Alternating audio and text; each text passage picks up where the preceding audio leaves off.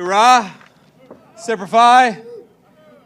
And happy birthday to all the sailors and the Marines and all the service members of this incredible ship. Please, please, ladies and gentlemen, take a seat. You know, I know it's 100 degrees out here, but my speechwriters wrote me a nice 9-hour address, so it's going to be a long day. A long day. But let me start by saying, first of all, thank you for being here on this incredibly historic occasion. I have to give a shout out to Admiral Caudle and, of course, Acting Secretary Cal, two great Americans. Thank you for your leadership and for everything you've done to prepare us for this incredible celebration today. And I also, of course, got to give thank you, but also special greetings from the President of the United States for reviving this incredibly proud naval tradition as we celebrate 250 years of American daring and 250 years of American naval excellence. Today,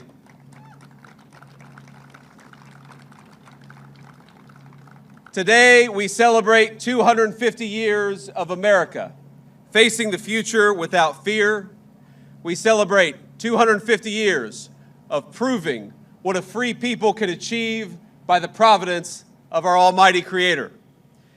I want to welcome the incredible sailors who are with us today, all the Marines, the Coasties, and countless others from all of our forces who serve our nation and do so proudly. And I especially want to thank and welcome our wounded warriors and Gold Star families, many of New York's finest police officers and bravest firefighters, and of course we have a number of local leaders from across this tri-state area. I'm honored to welcome the dozens of Navy chiefs and other guests from other countries around the world who represent the vessels joining us in today's review. And to the Americans who are watching back home, we have over 50 countries from all over the world who chose to send fighters or naval vessels here to honor our country. And we say from the bottom of our hearts, we are grateful for our friends, grateful for our allies on this special anniversary.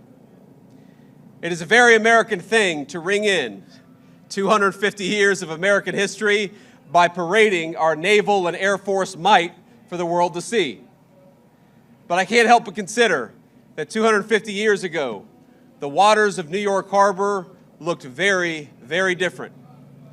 While the Continental Congress met in Philadelphia to ratify the Declaration of Independence, General Washington was right here in Manhattan, peering out on this beautiful land and beautiful sea. His attention was fixed on the horizon, watching for sails of the most powerful navy on earth. 1 week before, the British had begun landing troops on Staten Island, and they had landed 32,000 in just over 6 weeks.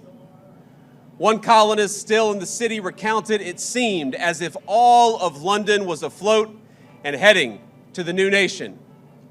War was coming, and everyone knew it. By July of 1776, 80% of New York's population had emptied out in anticipation of the coming violence. And that brings us back to our great General Washington. He knew the battles to come would be bruising and would demand much of his men. But they needed to know, through hot summers and cold winters, exactly what they were being asked to fight for. And so, just a few days after the Declaration of Independence was signed, George Washington read aloud the words of the incredible Declaration. We hold these truths to be self-evident, that all men are created equal, that they are endowed by their Creator with certain unalienable rights, and that among these rights are life, liberty, and the pursuit of happiness. Even today, 250 years to the day later, these words command a tremendous power over us as Americans.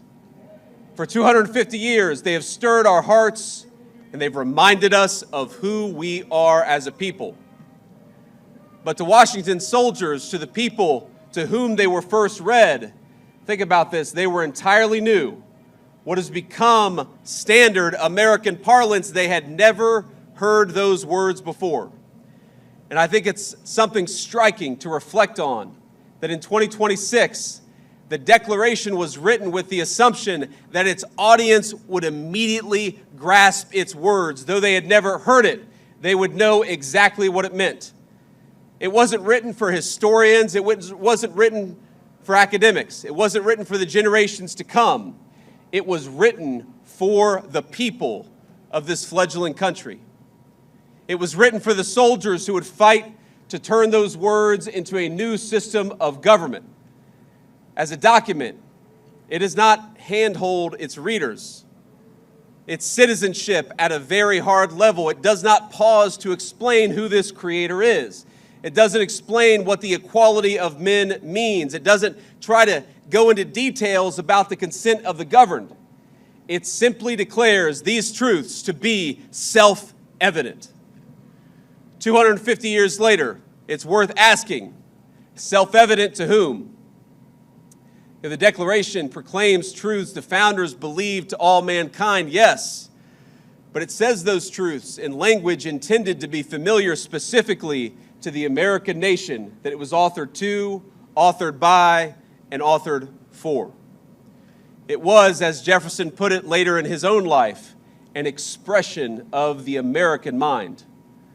A document whose purpose wasn't, quote, to find out new principles or new arguments, but to place before mankind the common sense of the subject, the common sense of the American people. That people had been generations in the making. 1776 was not an accident. The patriots of that era understood themselves to be heirs to an older civilization who would carry it forward. Now, they shared with Great Britain the same language, the same God, the same system of common law. They even read many of the same books and observed many of the same customs. They shared the same understanding of justice and public life. George Washington's boyhood offers a small but revealing example. When he was 13 years old, he copied down more than 100 entries from a tiny little book called The Rules of Civility and Decent Behavior. It was not an American work, but it was first published in London more than a century before George Washington was born. Yet the America that formed Washington demanded qualities that no book, no manual could teach. Before General Washington commanded an army, he spent his 20s surveying America's wild interior, saving up money, learning self-reliance on a continent that rewarded initiative more than pedigree. It didn't care if you were a nobleman, it cared what you could do. Now, our society at the time reinforced the habits Washington learned in the wilderness.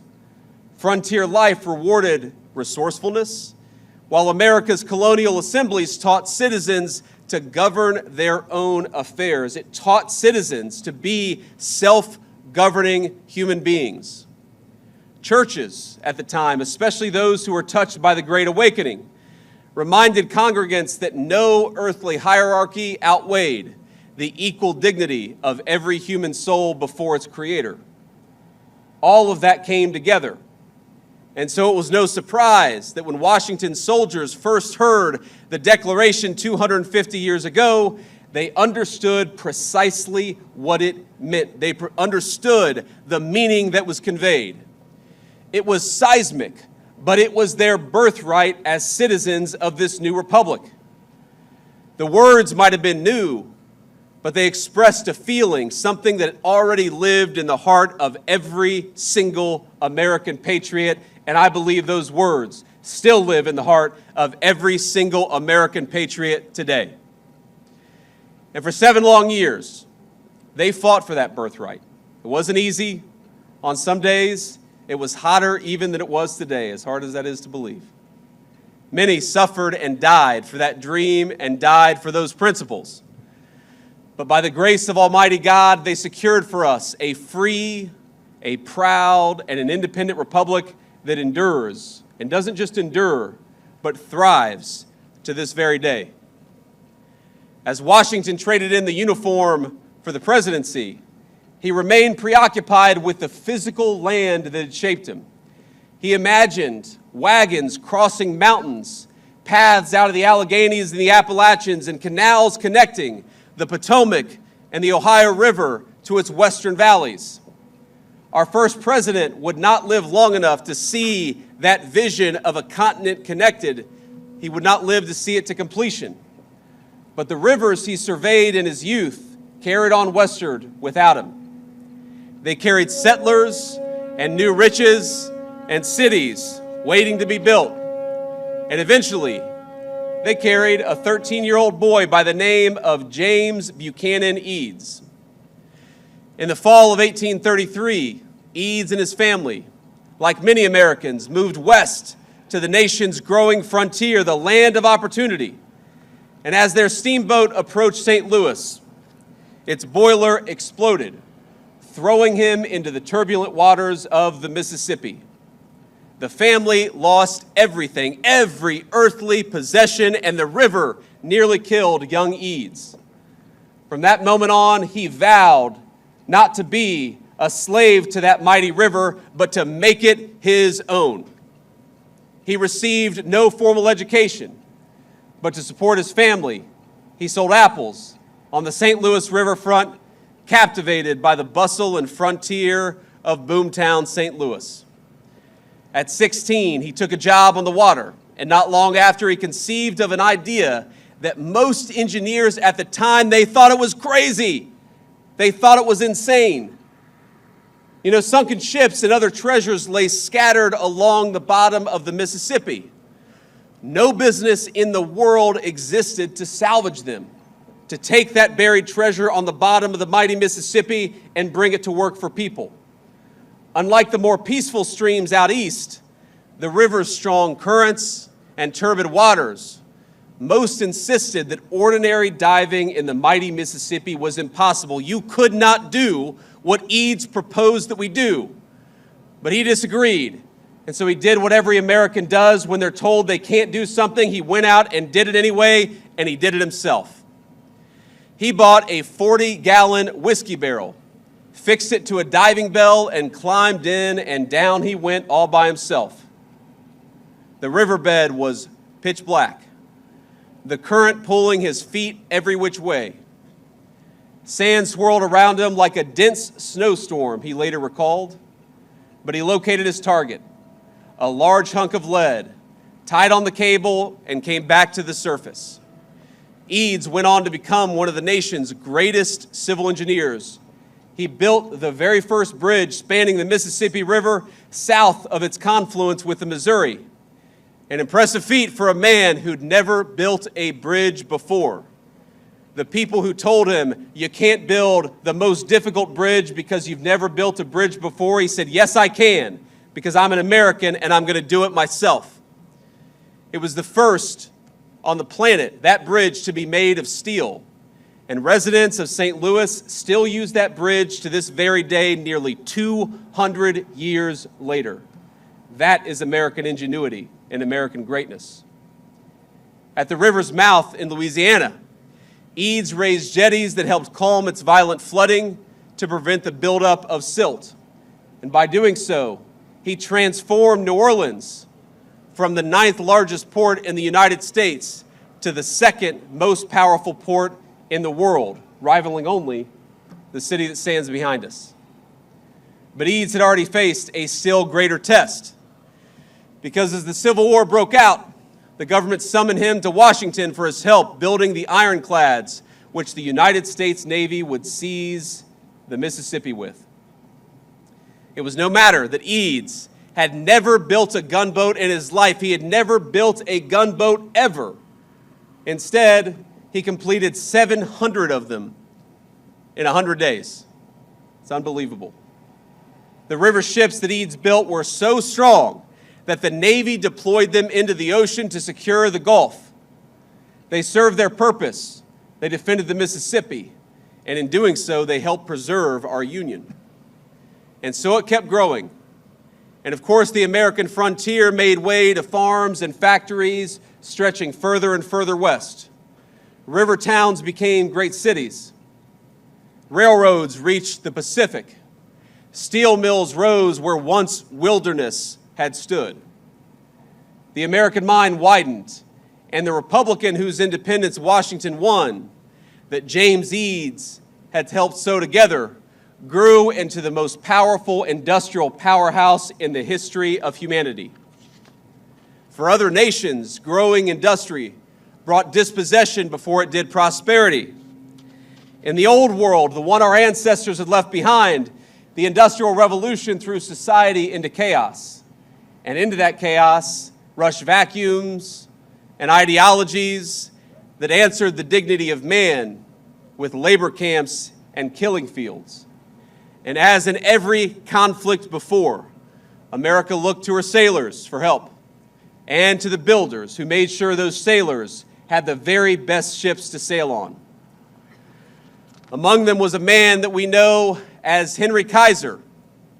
Like Eads, Kaiser had grown up with very little. The son of German immigrants, he dropped out of school at 13 to work the stockroom at a dry goods store in Utica, making $1.50 a week and commuting 4 miles each way on foot.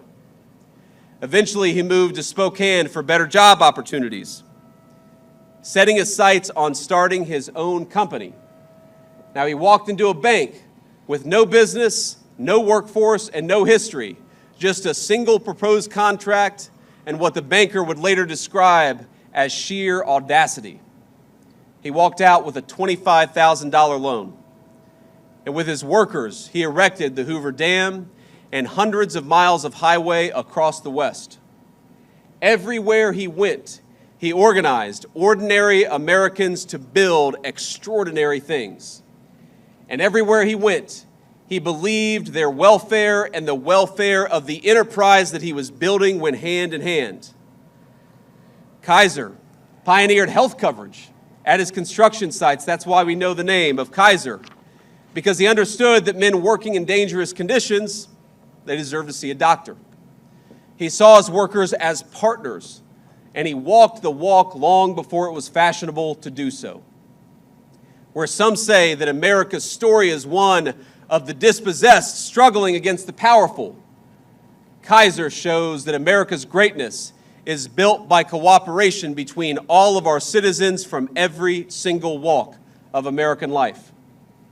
Now, that cooperation was important, but it became profoundly important the day after Pearl Harbor. The United States Navy at the time needed ships bigger and better and faster than anyone thought they could be built. We didn't have the biggest Navy in the world, but we needed one, and we needed one fast. So Kaiser did what Americans always do when confronted with the impossible. He put it on his shoulders and said, "Let's go do it." Kaiser had never made a ship in his life, but that wasn't going to stop him. First, he built shipyards all up and down the Pacific coast. Then he filled them with American workers, 250,000 of them.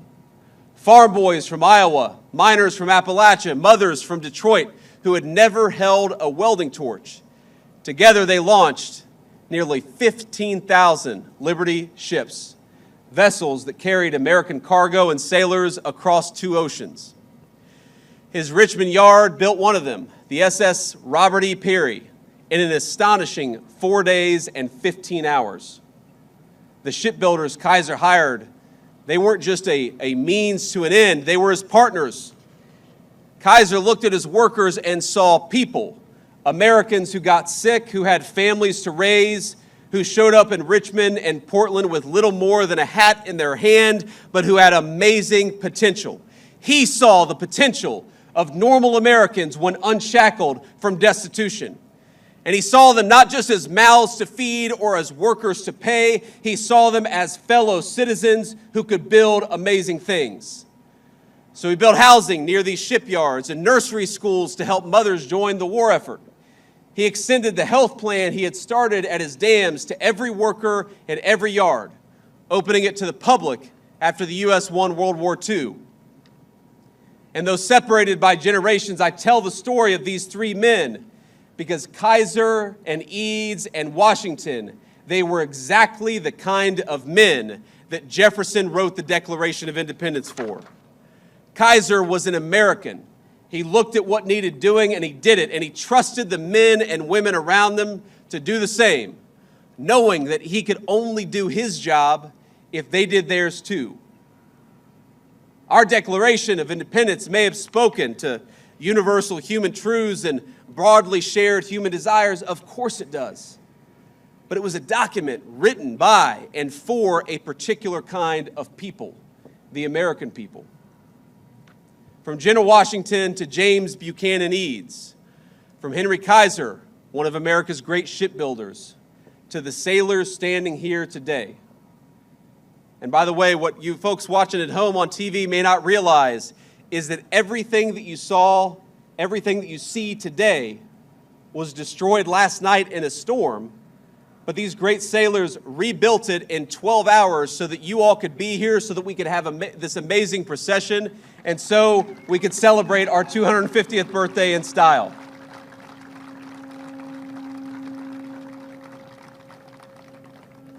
All of us, connected through the generations, rich and poor of every job, we are a people formed by generations of self-governance and personal industry. We are formed by Frontier Assembly Hall and congregation, by River Valley and prairie and factory floor. We are formed by the conviction that we are bound to one another, not only by bloodline nor creed alone, but by a common character, a shared fate, a shared future. Ladies and gentlemen, I have to address what we will hear from some loud voices today, because as much as all of us, whether we're Democrat or Republican, whatever our political persuasion, all of us are celebrating. But you will hear a couple small but loud voices today speak obsessively not of our national greatness, but of our national imperfections. They will speak of the powerless and the dispossessed. They will tell you that America is just another country where the weak struggle against the strong. And if they acknowledge that there is anything to be proud of in our history, they'll say it's the fact that sometimes the powerless have won a zero-sum battle. They're wrong. They'll talk about America's sins with the anger and zeal of a brimstone preacher, but without any of the grace or forgiveness that must be present in the Christian faith. These people misunderstand the essence of America, from Thomas Jefferson to Henry Kaiser. They misunderstand that we all have moments of great power despite those very real imperfections. That there are victims and heroes who live inside of each of us, from the most ambitious leaders and builders to steel welders like my grandfather. People who had their own role to play in turning this dangerous wilderness into the proudest civilization in history. So what I'd ask you to do, my fellow Americans, on our 250th birthday, is to reject the two-dimensional view of your fellow citizens and reject the two-dimensional view of your country. Reject that America is a place for zero-sum thinking, because it is not. Our history is one of people carving a great civilization out of the wilderness. Reject the view of your nation that sees only its sins, but not its grace and its greatness. Everything that we have done as a country, we have done together. Not as citizens divided against each other, but as a common people working towards a common future. When we won our independence, we were led by General Washington to liberty and greatness, but marching ahead of him were thousands of boys from all over the new nation who gave Washington's military genius its foundation and its firepower. When we saved the world in World War II from tyranny in the 20th century, of course we needed great military leadership and tactical genius from our generals, but we also needed Rosie the Riveter, Iowa farm girls who built the machinery of war, and the sweethearts they sent to a world away to storm the beaches at Normandy. When we went to the moon, of course our great astronauts flew the rockets, and our great men of science and engineering built them. But there were clerks and janitors and welders like my grandfather who each played their distinctive American part. All of us have a part. All of us had our part, our role to play in creating 250 years of a proud American story. And all of us will need to do our part to create the next 250 years of American greatness. So I say to all my fellow Americans, I'm proud of you. Happy birthday. And happy birthday to our great nation. Today, my friends, we celebrate. And tomorrow, we get back to work. God bless you. Thank you for having me.